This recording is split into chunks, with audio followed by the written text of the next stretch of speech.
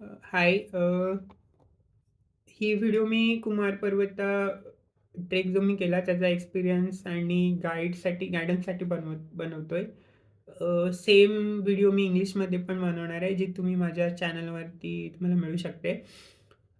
तर ह्या व्हिडिओमध्ये मी टॉपिक्स आहेत ट्रेक रूट, ओव्हरऑल प्रवास, खर्च आम्ही किती केला, फूड रिलेटेड टिप्स, गोष्टी दॅट महत्त्वाच्या मॅन्डेटरी गोष्टी काय आहेत, स्लाइटली अननेसेसरी काय आहेत, काय रिस्क आहेत, टिप्स, कंपॅरिझन जर तुम्ही स्वतः जात असाल तो तुमचा खर्च करून आणि जर तुम्ही टूर ऑपरेटर थ्रू जात असाल, ज्या काही चुका काय केल्या, अनुभव आणि overall experience. So starting with trek route. तर आम्ही कुमार पर्वता टू कुके ट्रेक केला. हा एक डिस्क्लेमर, आम्ही पूर्ण ट्रेक कंप्लीट नाही करू शकलो. आम्ही शेषा पर्वतापर्यंत गेलो, जो की अराउंड मे बी 80% और 85%, 85% आहे. 21 जानेवारी 2026ला आम्ही या ट्रेकिंगला गेलो. शुक्रवारी संध्याकाळी आम्ही बस केली मॅजेस्टिकमधून. हां, ट्रेक आम्ही सकाळी 7 वाजता सुरुवात केला. 9 वाजता तिथे भट्टाज हाऊस म्हणून एक स्टॉप आहे, जिथे तुम्ही ब्रेकफास्ट खाऊ शकता आणि तुमचं लंच ऑर्डर करू शकता आणि तिथे पाणी पण मिळतं. तिथे आम्ही 9-9:30च्या दरम्यान पोहोचलो आणि दुपारी 12 वाजता आम्ही शेषा पर्वतावरती पोहोचलो आणि साधारण अर्धा तास ब्रेक घेऊन 12:30च्या दरम्यान आम्ही परत सुरुवात केली खाली यायला आणि संध्याकाळी 7 पर्यंत आम्ही स्टार्टिंग पॉईंट जो आहे फॉरेस्ट गेट तिथे पोहोचलो. जर्नी, हां, आम्ही 5 जण होतो. बँगलोरमधून आम्ही मॅजेस्टिक बस स्टॉपवरून आम्ही बस केली होती KSRTCची. ती नॉन AC स्लीपर बस होती. सुब्रह्मण्य सिटीमध्ये जेव्हा आम्ही उतरलो तर तिथे भरपूर सारे लोक आम्हाला विचारत होते की तुम्हाला रूम पाहिजे का. तर एक रूम आम्ही घेतली होती फ्रेशन अप व्हायला, जी होती ₹500 आणि अटॅच टॉयलेट वॉशरूम होते तिथे. बट ते हॉटेल नव्हतं, एक चाळ टाईप रूम होती. तिथून परत आम्ही चालत मेन सुब्रह्मण्य मंदिर आहे तिथे गेलो. तिथे आम्ही ब्रेकफास्ट केला आणि तिथून आम्ही रिक्षा केली फॉरेस्ट गेट, जो की ट्रेकचा स्टार्टिंग पॉईंट आहे. आणि ट्रेक कंप्लीट झाल्यावर आम्ही ट्रेन केली from Subrahmanya city to SMVT Bangalore. ट्रेनमध्ये आम्ही AC3 टायर बुक केलं होतं. खर्च तो ओव्हरऑल प्रत्येकी 2,500 खर्च आला. मला असं वाटतं की मी अजून ₹301 स्नॅक्ससाठी खर्च केले आणि ट्रेन आणि बसचा ॲव्हरेज आला ₹850. आता फूड टिप्स. जे काही खाणं किंवा ड्रिंक्स तुम्हाला कॅरी करायचं आहे ते रेग्युलर डब्यातून घेऊन जा आणि जे आपण बॉटल्स आहेत त्या पण तुम्ही मे बी ट्राय करा की स्टील बॉटल घेऊन जा. प्लास्टिक बॉटल्स, कुठल्याही प्रकारचं प्लास्टिक फॉरेस्ट डिपार्टमेंट अलाव करत नाही. जेव्हा आम्ही ट्रेकला जायचं ठरवलं तेव्हा आम्ही रिसर्च केला, तेव्हा काही व्हिडिओजमध्ये असं मेन्शन केलं होतं की तुम्ही तिथे डिपॉझिट भरू शकता स्वतःचं आणि जे काही प्लास्टिक आयटम्स तुम्ही घेऊन जाताय जर तेवढेच तुम्ही परत घेऊन आलात तर फॉरेस्ट डिपार्टमेंट तुमचे पैसे परत देतं. म्हणून आम्ही खूप सारं प्लास्टिक, खूप सारे स्नॅक्स आणि ड्रिंक्स घेऊन गेलो होतो. त्यातलं काही त्यांनी अलाउड केलं नाही. फक्त जे डब्यात मी पीनट बटर आणि ब्रेड घेऊन गेलेलो ते त्यांनी अलाव केलं.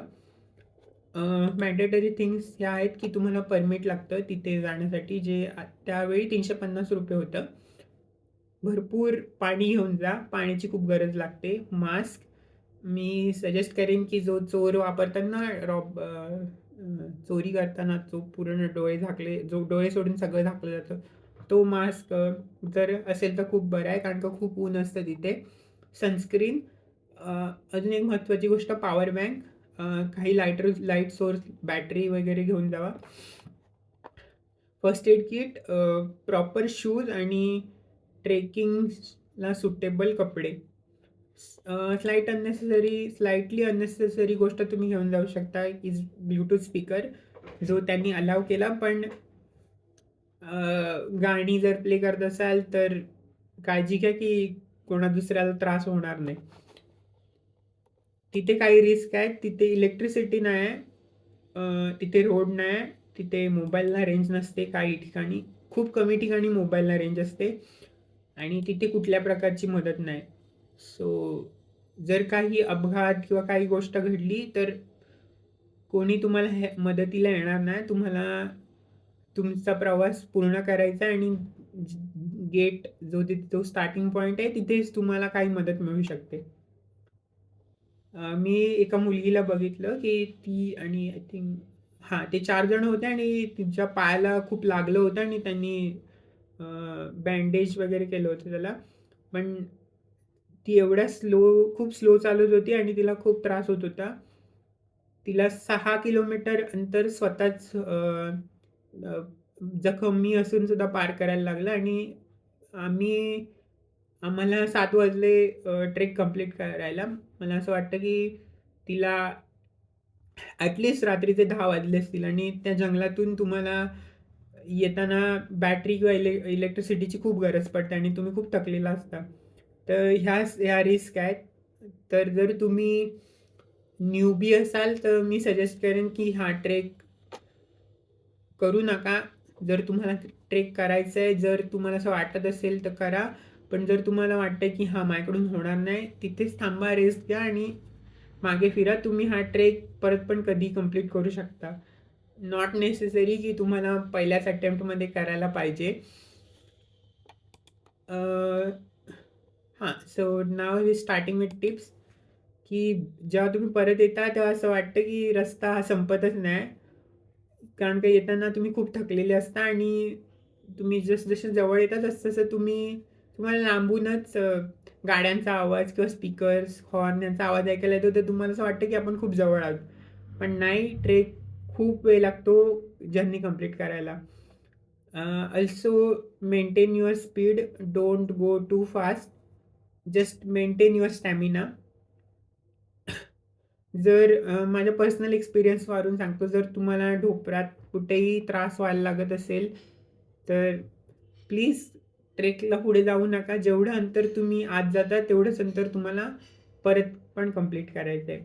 आणि जर तुम्ही ट्रेक करत असाल, तर just don't look up and don't फक्त हे बघू नका, की पर्वत केवढा उंच आहे. कारण का तो नेहमी दूरच वाटतो आणि जेव्हा तुम्ही एका टोकावर जाता, तेव्हा तुमच्या लक्षात येतं, की अजून आपल्याला भरपूर चालायचं आहे.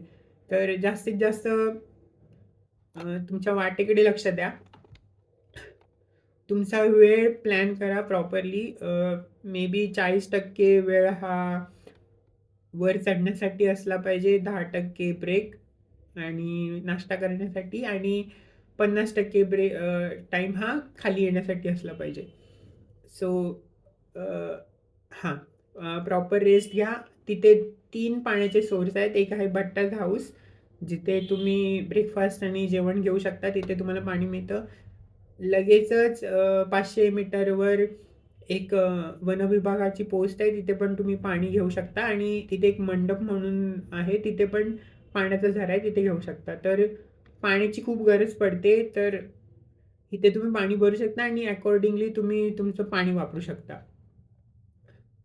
परत एकदा जे काही अन्न आणि पाणी आणि ड्रिंक्स तुम्हाला घ्यायचे आहेत, पाणी आणि ड्रिंक्स स्टीलच्या बॉटलमध्ये कॅरी करा, जेणेकरून ते अलाव करतील आणि जे काही अन्न घेऊन जायचं आहे ते टिफिन बॉक्समध्ये अलाव करा. मी पीनट बटर आणि ब्रेड घेऊन गेलो होतो बॉक्सेसमध्ये. प्लास्टिकचे होते, पण तरी पण त्यांनी अलाव केलं.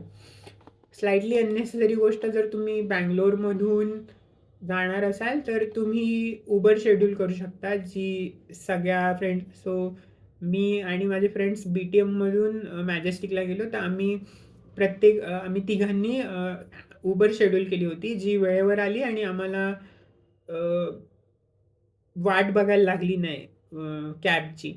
आणि येताना पण आम्ही सेम केलं. आम्ही एस-एम-व्ही-टी स्टेशनवरून उबर शेड्यूल केली होती आमच्या to the BTM. Next thing is comparison between operator and on your own. आम्ही आमचा पूर्ण प्रवास स्वतः प्लॅन केला होता. पण मला असं वाटतं की operator is a better option. कारण का त्यांना अनुभव असतो आणि ओव्हरऑल सेफ्टीच्या पॉइंट ऑफ व्ह्यूने मला वाटतं की ऑपरेटर जास्त चांगलं आहे. आणि शेवटी जर तुम्ही स्वतः प्लॅनिंग करत असाल, तर तुम्हाला तुमचा टाईम स्पेंड करायला लागतो. So you spend your time, then basically you spend less money. But if you spend more money, you spend less time. So काहीतरी ट्रेड ऑफ तुम्हाला करायला लागेल, वेळ किंवा पैसा. हां, स्लाइटली अननेसेसरी टिप ही आहे, की जर तुम्हाला खूप छान-छान फोटो घ्यायचे असतील, तर तुमच्या कपड्यांचं कलर कॉम्बिनेशन पण चांगलं असलं पाहिजे. वरती एक नंबर फोटो येतात शिशा पर्वतावर. मला कुमार पर्वताचं माहीत नाही. सो कॅरी जॅकेट अँड खूप छान-छान कपडे, छान कलर कॉम्बिनेशनचे कपडे घालून ट्रेक करा. Also, you can carry goggles and caps for the journey. आणि हां, मे बी मी माझी Instagram लिंक डिस्क्रिप्शनमध्ये ॲड करेन, जिथे मी जे म्हणजे माझे चांगले फोटो आले ते मी Instagramवर अपलोड केलेत. मी आता काही चुकांबद्दल बोलतो. आम्ही खूप कॉम्पिटिटिव्हली हा ट्रेक केला. आम्ही आमच्यात आम्ही टोटल 5 जण होतो. त्यातले 2 जणं एक्झॉस्ट झाले आणि ते म्हणाले की ते पूर्ण कंटिन्यू करू शकत नाहीत. बट जे आम्ही तिघं होतो ते एकमेकांबरोबर रेस करत होतो. ॲज वेल ॲज कोण जर आम्हाला दिसलं तर आम्ही त्यांना क्रॉस करून पुढे जायचो. ज्याच्यात आम्ही अजिबात रेस्ट घेतली नाही. आम्ही शुक्रवारी ऑफिस कंप्लीट करून शनिवारी ट्रेक स्टार्ट केला, ज्याच्यात आम्हाला प्रॉपर स्लीप आणि रेस्ट पण मिळाली नाही. ही एक मोठी चूक होती. आणि अजून एक चूक स्पेसिफिक टू मी खूप जास्त ओव्हर कॉन्फिडंट होतो या ट्रेकबद्दल. काही अनुभव चांगले की मी भरपूर अनोळखी व्यक्तींशी बोललो, त्यांच्याबरोबर खाणं शेअर केलं. ओव्हरऑल ह्या ट्रेकमध्ये खूप मजा आली. आणि पुढचे काही दिवस मसल सोअरनेस मुळे आम्ही खूप एक्झॉस्ट झालो होतो आणि 2-3 दिवस तर आम्ही पूर्ण चालू पण शकत नव्हतो नीट. ओव्हरऑल तर ओव्हरऑल 12 तास लागले हा ट्रेक यायला. माझा पर्सनल एक्सपिरियन्स असा आहे, की माझे ढोपर खूप दुखायला लागले स्टार्टिंगपासून.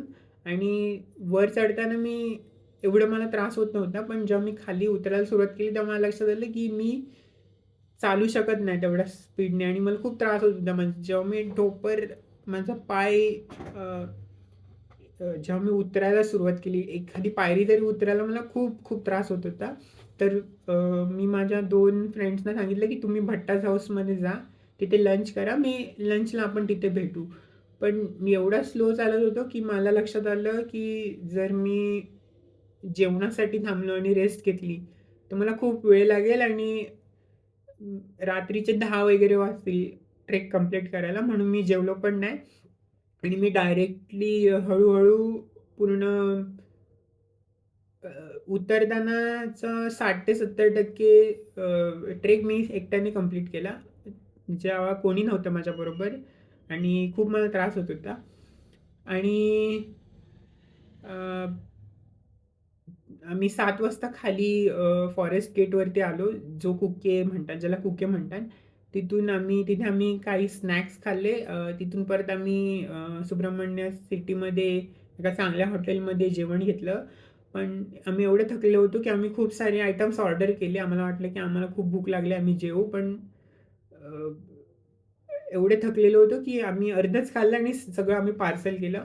आणि सुब्रह्मण्य स्टेशनला आलो. तिथे ऑटो रिक्षावाल्याने आमच्याकडून ₹750 घेतले from Subrahmanya city to railway station. आणि आम्ही AC3 टायर बुक केलं होतं. ट्रेन वेळेवर आली आणि सकाळी 8च्या दरम्यान आम्ही बंगलोर SMVT स्टेशनला पोहोचलो. तिथेच आम्ही ब्रेकफास्ट केला, जो एवढा काही खास नव्हता कारण का रेल्वे स्टेशनचं हॉटेल होतं. आणि अराउंड 8-9 वाजता मी घरी पोहोचलो. सो जर तुम्हाला काही क्वेरीज असतील ज्या मी ह्याच्यात ॲड्रेस नाही केला, मी कदाचित माझा नंबर ह्या व्हिडिओच्या डिस्क्रिप्शनमध्ये ॲड करेन. तुम्ही मला WhatsAppवर रीच आउट करू शकता. I will be very happy to help you if you have any queries regarding this. Thank you so much. Bye bye.